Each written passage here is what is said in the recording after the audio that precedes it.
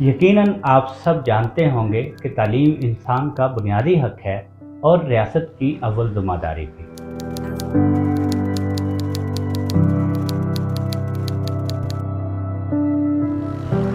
لیکن کیا آپ جانتے ہیں کہ آج بھی پاکستان کا 2.5 کروڑ بچہ اسکولوں سے باہر ہے؟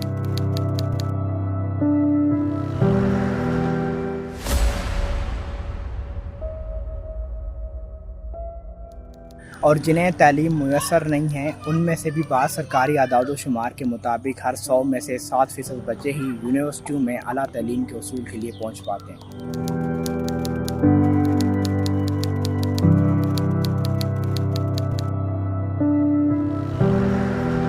یعنی کہ 93% بچے یونیورسٹیاں نہ ہونے کے باعث محرومیوں کا شکار ہیں، اور رہی صحیح کسر ہائر ایجوکیشن کمیشن HEC کا بجٹ ختم کر کے پوری کر دی گئی ہے۔ Higher education commission Tariq Banuri کی جانب سے تعلیمی بجٹ کے لیے مختص رقم پر حکومت پر سخت تنقید کی گئی ہے۔ کہتے ہیں کہ وفاقی بجٹ میں مختص رقم تاریخ میں اب تک کی بدترین مثال ہے۔ چیئرمین HEC کی جانب سے کہا گیا، ہم دیکھ سکتے ہیں مشرق بعید کے ممالک نے 70 کی دہائی میں اپنے تعلیمی بجٹ میں 9 سے 10% اضافہ کر دیا تھا، جبکہ ہمارے ملک پاکستان میں تعلیمی بجٹ صرف 2% پر ہی اتفاق کیا گیا ہے۔ Successful, Singapore will have an education revolution to match the job revolution that is just around the corner. رفتہ رفتہ ہم تمام سے سستی اور معیاری تعلیم چھین کر ہمیں مہنگی اور غیر معیاری تعلیم کی طرف دھکیلا جا رہا ہے۔ ہمارے ایجوکیشن سسٹم میں رٹنے کا کمپٹیشن ہوتا ہے، جو زیادہ رٹ لیتا ہے اس کے زیادہ مارکس آتے ہیں۔ یعنی آپ کی اور ہماری نسلوں کو جاہل رکھنے کی منصوبہ سازی تکمیل کے مراحل میں داخل ہو چکی ہے۔ آج پھر سے سرکاری تعلیم اور سرکاری تعلیمی اداروں کو بچانے کی ذمہ داری نیشنل اسٹوڈنٹ فیڈریشن پاکستان پر آ پہنچی ہے۔ نیشنل اسٹوڈنٹ فیڈریشن پاکستان کے تمام کامریڈز کو بھرپور جدوجہد کے لیے تیار ہو جانا چاہیے۔ پاکستان کے آئین میں آرٹیکل 25 کے مطابق 16 سال تک کی تعلیم ہر شہری کو فراہم کرنا ریاست کی ذمہ داریوں میں شامل ہے۔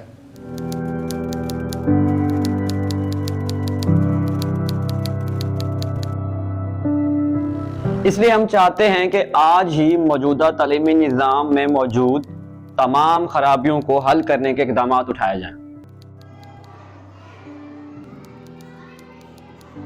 اور سب سے پہلے حکومتی سطح پہ سرکاری تعلیمی بجٹ کو بڑھایا جائے۔ حکومتی لاپرواہی اور انتظامیہ کے کرپشن کے باعث سرکاری سکولز اور کالجز میں بہترین class room, staff rooms, libraries, laboratories, صاف ستھرے واش روم، فرنیچر اور سپورٹ کا سامان اب خواب بن کر رہ گئے ہیں۔ تعلیمی نصاب کو جدید، تنقیدی اور تخلیقی معیاروں پر سائنسی بنایا جائے۔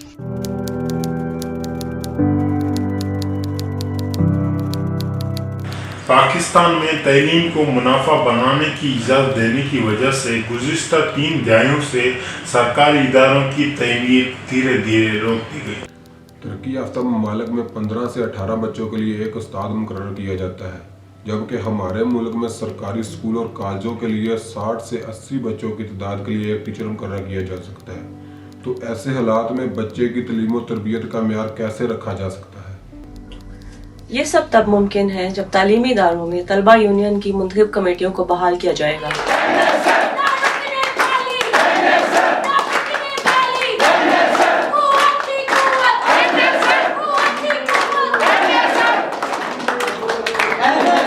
آج بھی پاکستان تعلیم کے میدان میں دنیا سے 50 برس پیچھے ہے۔ بڑے شہروں کی طرح چھوٹے شہر، قصبے اور دیہاتوں کی سطح پر بھی اسکول کالجز کی عمارتوں کو بہتر بنایا جائے۔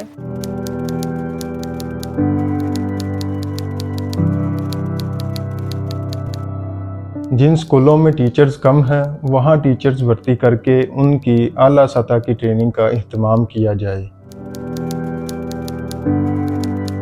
اعلیٰ تعلیم کے حصول کے لیے طلباء اور طالبات کے لیے اسکالرشپ کی تعداد کو بڑھایا جائے اور اعلیٰ تعلیمی اداروں میں جدید ریسرچ کے لیے جدید لائبریریاں اور لیبارٹریاں قائم کیا جائے۔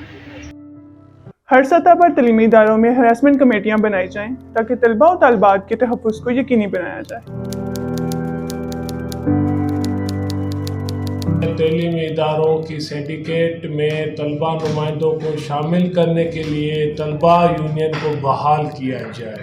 سوچتا کا عمل تو یہ ہے کہ پالیسی میکرز پرائیویٹ مافیا کے خلاف آواز نہیں اٹھاتے، کیونکہ آبویسلی ان کے اپنے بچے مہنگے تعلیمی اداروں میں تعلیم حاصل کرتے ہیں، تو جب کوئی اور یا کسی اور طرف سے یہ آواز اٹھتی ہے تو اس کو اسنپ کرنے کی کوشش کی جاتی ہے۔ پاکستان میں تعلیم کو منافع بنا دینے کی اجازت دینے کی وجہ سے گزشتہ 3 دہائیوں سے پاکستان میں سرکاری اداروں کی تعمیر کو آہستہ آہستہ روکا جا رہا ہے۔ تعلیم بچانے نکلے ہیں آؤ ہمارے ساتھ چلو، تعلیم بچانے نکلے ہیں آؤ ہمارے ساتھ چلو، ہم ملک بچانے نکلے ہیں آؤ ہمارے ساتھ چلو، لے کر ہاتھ میں ہاتھ چلو آؤ ہمارے ساتھ چلو، تعلیم بچانے نکلے ہیں آؤ ہمارے ساتھ چلو۔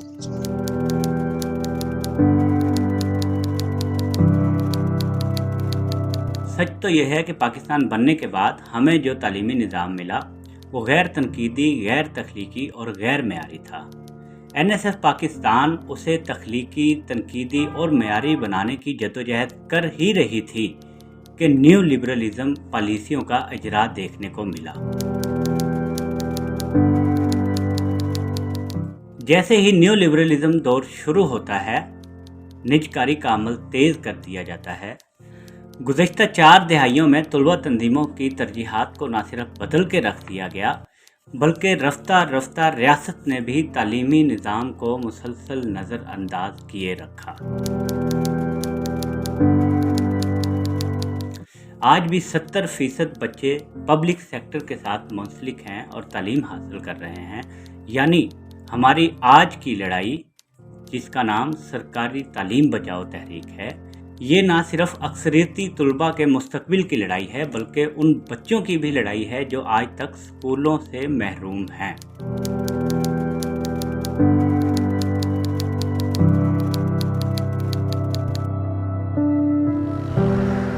آئیے اس جدوجہد میں ہمارا ساتھ دیجیے، ہم سب مل کر قوموں کے مستقبل کی آبیاری میں اپنا حصہ شامل کر سکیں۔ ہماری آخری جس پر ہے فیصلہ، گاؤں انٹرنیشنل اٹھو کہ وقت